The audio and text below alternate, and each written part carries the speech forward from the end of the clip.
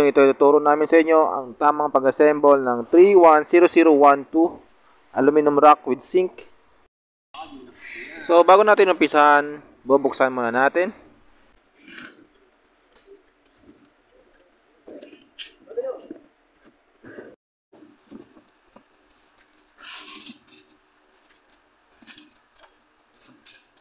Yung mismong loob ng ating aluminum rack, check lang natin. Bago natin assemblein, make sure natin, ma-check natin na walang damage yung ating nabili na item.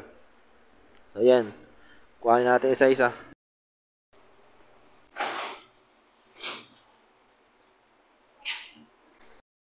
Ayan guys, ito yung ating pinaka-sink. Ito yung nasa top natin na nakalagay. Tapos yung kasama accessories ng sink. So ayan, nasa loob na. So andyan nakalagay yung hose. Yan, yung sa mismong drainage. Pati yung hose. Yan. Tapos yung pinaka-takip ng drainage para masala yung ating mga pinaghugasan. So meron din kasama isa pang hose, medyo malaki. Ayan. At yan yung mga accessories na nakilagay doon. Mamaya pakita namin yan kung paano ikabit yung lahat ng mga yan. Next natin tanggalin yung ating center board. Yan, yung sa gitna.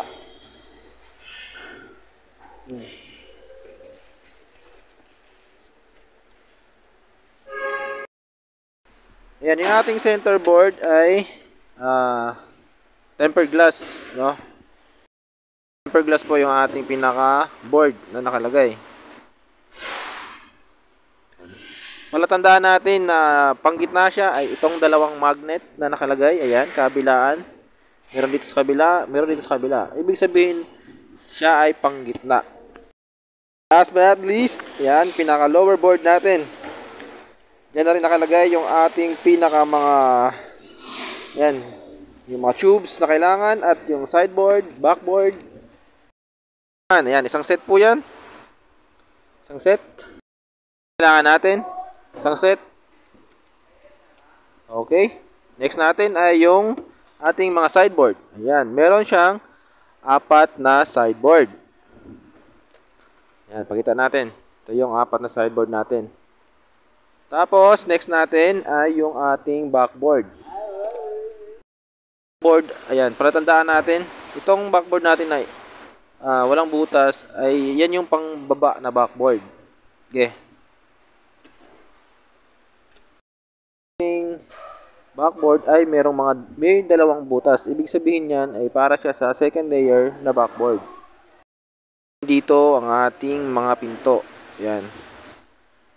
Kita mo yung pinto natin. Pinto natin ay mayroon dalawang klase. Yung pinto natin yung isa, mayroong butas-butas. Tapos yung isa naman ay plain lang. Ganun din sa kabila. Yung may butas-butas, ituturo namin sa inyo kung saan yan dapat ilagay. Ganon din sa iba. 4 na pinto ang meron dito sa ating aluminum rack. Ating lower board. Yan. Sa lower board naman natin, yung palatandaan natin ay yung magnet, which is isa lang. Natin sa lower board. Isa lang yung magnet, tapos sa kabila, wala. Wala siyang magnet. Unlike dun sa pinakita natin kanina. Kailangan accessories para sa mga pinto natin. Ayan, so umpisahan natin assemblein. Para mampisahan natin na ating assemble, make sure na meron tayong rubber mallet at Phillips screw para mabuo natin yung ating aluminum rack. Assemble, unahin natin ang ating pinaka lower board. So, dapat ganyan siya na nakalagay. Para umpisahan, baliktarin muna natin ang ating lower board. Na po ang ating lower board at ilagay na natin yung ating mga footings. Ayan. Tubes na mga kailangan ay dito nakapaloob lahat ng ating tubes para mag-connect yung ating aluminum rack.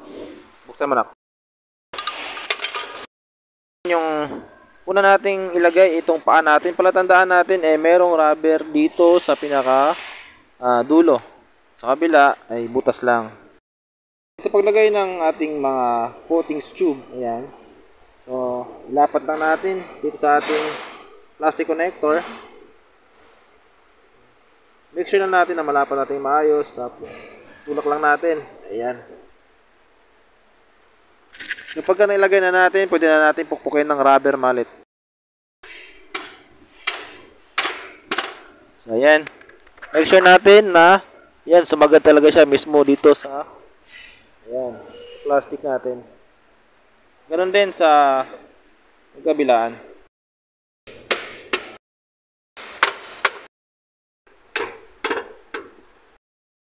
So ayan, nilagay na natin yung ating yan, mga aluminum footings. So baliktarin na pag nalagay na natin yung ating mga footings, baliktarin na natin yung ating board. So ayan, nabaliktad na natin. Ganito na magiging itsura ng ating board pag mayroon nakalagayng paa. Ayan. So next natin yung ating layer tubes, which is dito siya nakalagay. Ayan.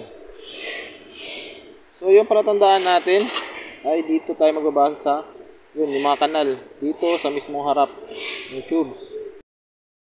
Pagka mayroon tayong nakitang dalawang kanal na nakalagay sa tubes, ayan, ibig sabihin para siya sa likod na banda.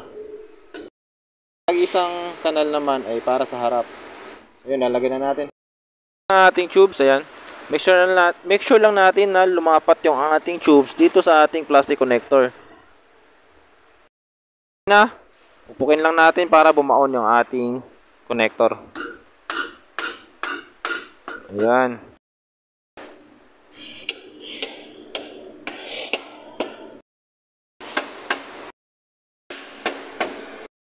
Yung itsura ng ating pag-assemble, paglagay doon sa ating mga aluminum tubes.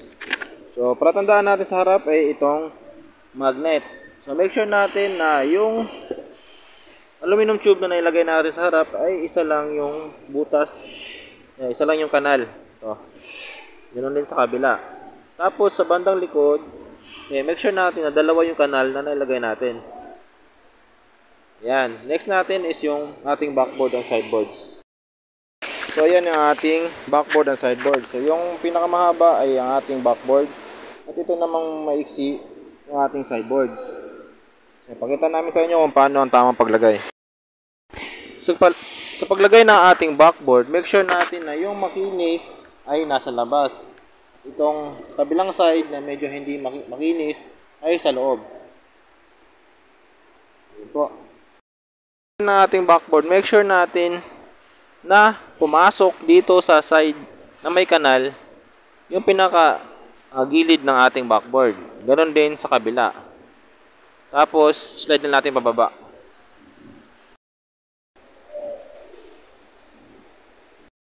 Slide na natin pababa. Make sure natin na kumapit din yung ating pinaka tip ng backboard dito sa ating lower board.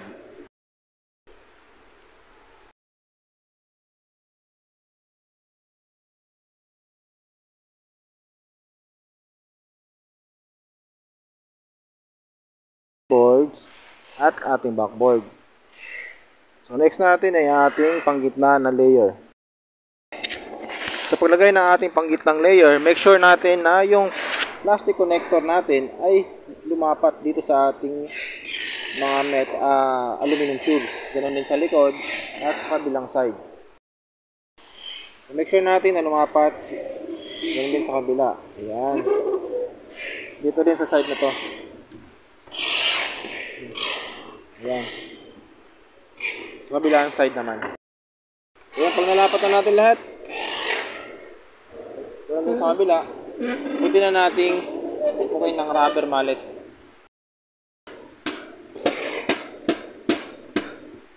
Bila.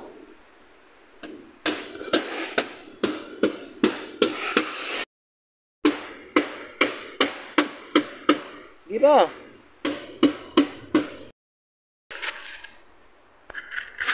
So ayan, pag nalagay na natin yung ating panggitnang layer, make sure natin na yung mga backboard at sideboard ay lumapat dun sa mismo kanal. Ayan, check natin yan. Ito rin.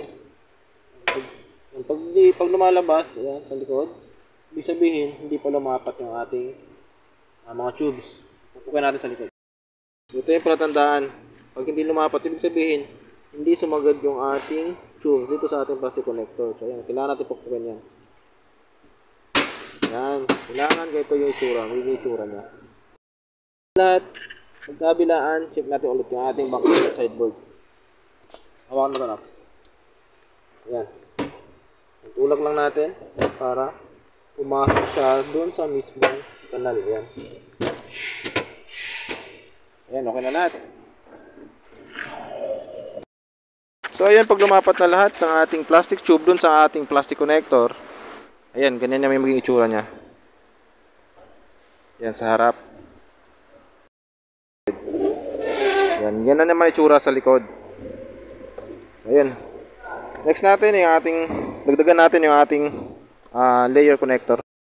Anong ginawa natin sa ating unang layer, ganun din sa ating pangalawang layer. Next lang natin yung ating mga aluminum connector. Ayan, aluminum tubes.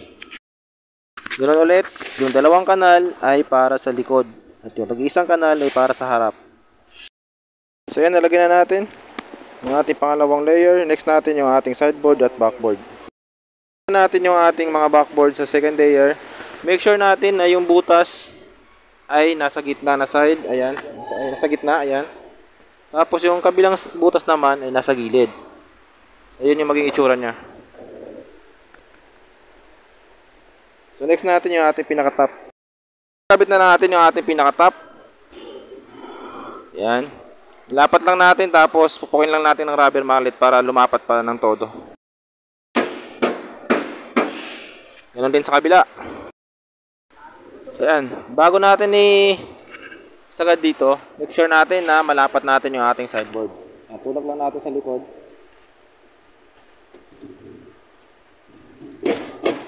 Yan. Tapos, pwede na natin pupukin para sumagad. So, ito na yung magiging itsura. Pag naikabit na natin yung ating top, make sure lang natin ulit na lumapat yung ating aluminum tube dito sa ating mga plastic connector. So, ayan. After natin may lagay lahat ng layer, next natin yung ating faucet. So, ito yung mga kasamang accessories para ma-assemble natin yung ating faucet. So, tuturo namin sa iyo kung paano ang paglagay. Yung ating faucet. Tanggalin lang natin yung mga nakalagay dito. Okay.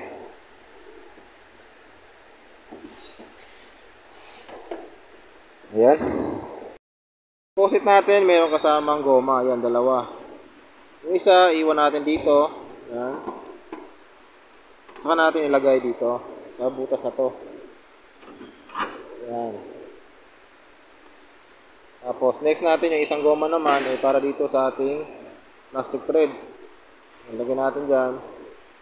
Tapos, ito, lagyan natin sa ilalim para malak. Yan. Ito yung pinaka-thread. Yung pinakita natin kanina, ito sa ilalim. Yan, lock lang natin. Medyo madilim nga lang, wala tayong ilaw. So, ayan. Pag nahigpitan na natin yan, medyo matibay na yan dito sa pinakataas. So, ayan na yung maging itsura nya. Next natin, ay itong ating cup. Ayan. Na may kasamang goma. So, dito natin siya ilalagay. Ayan, tatanggalin lang natin yung tornilyo. Ayan. Tapos, lagyan natin to dito sa ilalim naman. Ayan, dito na side. Make sure natin na mailagay natin yung goma pala.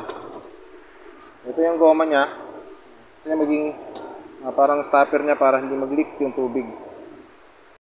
Ito yung maging itsura niya pag nalapat natin yung goma. Yun, i-screw na natin siya dito sa ilalim. Dito na side. Ayan. So, pag ganyan yung dapat yung paglagay niya. Lagyan natin sa gilid tapos screw natin dun sa taas. Para may-lock natin yung ating nilagay dun sa likod. Nagsisilbing pangsalo kapag napuno yung ating sink. Diyan dadaan yung tubig. Yan. So, ganun na maging itsura niya pag humigpit na. Natin yan. In-X natin yung ating pinaka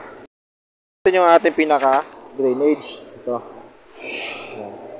So, paghihiwalayin lang natin kasi meron tong naka-tray to dito. Yan. Yan, may kasama rin goma. Yan.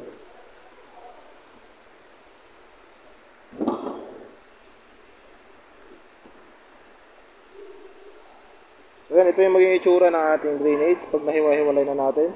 Ayan yung plastic, yung goma, tapos itong ating pinakasaluan. Ayan. So, ang paglagay, lagay muna natin yung goma dito. Ayan. Tapos, next natin to, ito. Dalawa. Ganun lang, tama paglagay. Tapos, shoot lang natin to dito sa butas. Ayan. Pag na-shoot na natin yan, next natin to. Yung dalawa, lagay lang natin to. Tapos, ilagay natin dito sa ilalim. Ayan. Ayan. Dapat nakaganan siya. Ito yung nilagay natin ngayon sa taas. Dapat nakaganan siya. Tapos, pihitin lang natin, ikutin natin. Para mailak natin, make sure natin na matulak natin to. Yan, matulak natin yan. Yan. Tapos, pihit tayo dito.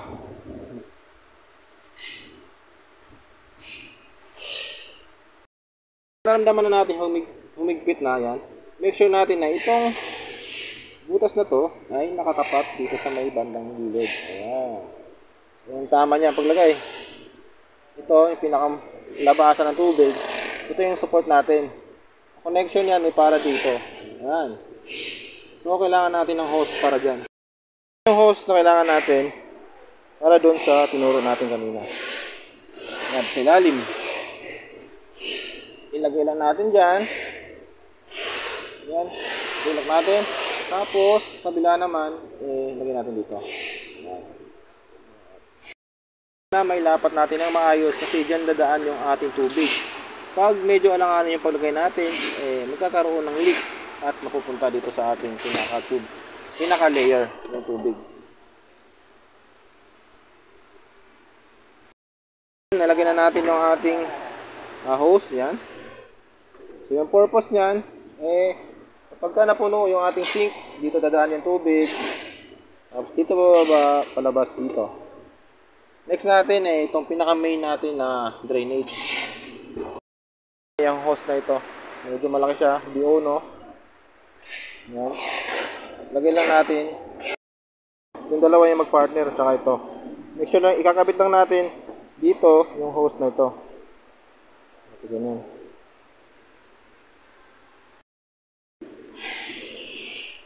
Yan, pag naikabit na natin, kabit na natin sa ilalim. Meron yan trade. Yan. Para may kabit natin dun.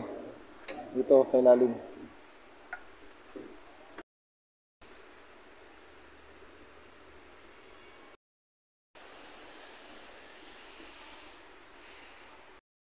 Yan, pag naikabit na natin yung ating pinaka main drainage at hose, pwede na natin siyang hilain. Yan, nahihila po yan.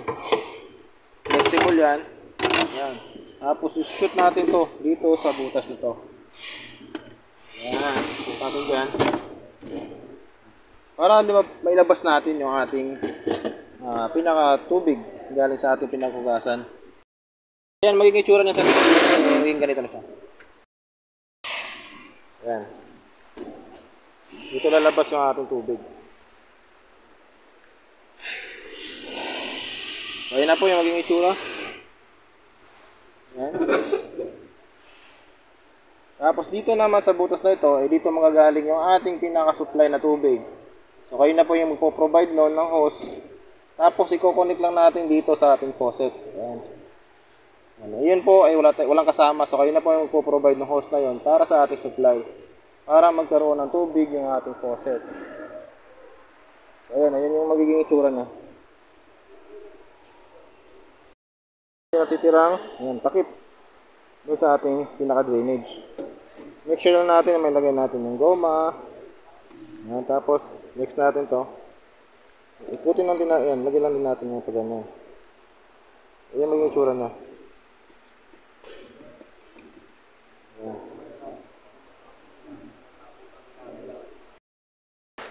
Once na nilagay na natin lahat, at kumpleto na yung ating panloob na mga parts, na accessories, next na natin, pwede na natin lagyan ng pinto. Next natin yung ating pinto. Yung may butas-butas, ayan, para dito sa itaas. So, ang paglagay natin, meron itong, ayan, mga nakausli dito sa gilid. So, ay, ayan, may tok siya. Tapos sa kabila naman na side ay matigas. Ayan. So, yung paglagay natin ay pag ito, unahin natin yung sa matigas na side. Ayan. Saka natin ilalagay sa taas. Ayan, pa-slide lang natin kasi adjustable naman yun. Make sure natin na may shoot natin dito sa butas. Dito. Pag okay na, ayun. Yun na yung ating pinto. Make sure natin na yung butas ay nakalagay sa may gitna na side. Ganun din sa iba. So ganyan maging itsura ng ating pinto pag nailagay na natin. Yung may mabutas-butas ay para sa itaas at yung plain ay para sa baba. Next natin ay yung handle. Ng handle, make sure natin ay magkakasama itong ating pinaka-knob, tornilyo, at itong flat na metal. So, ang paglagay,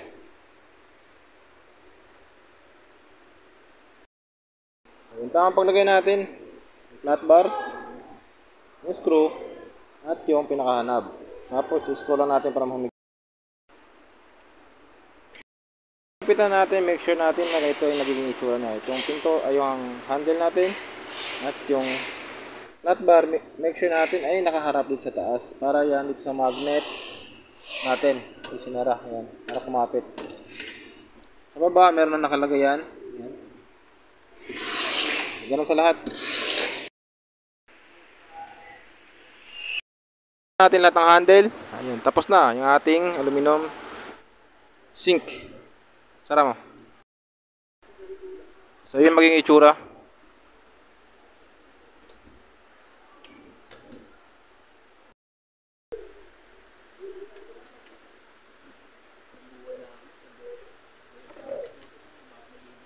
So yun na yung kabuang itsura ng ating 310012 aluminum kitchen sink.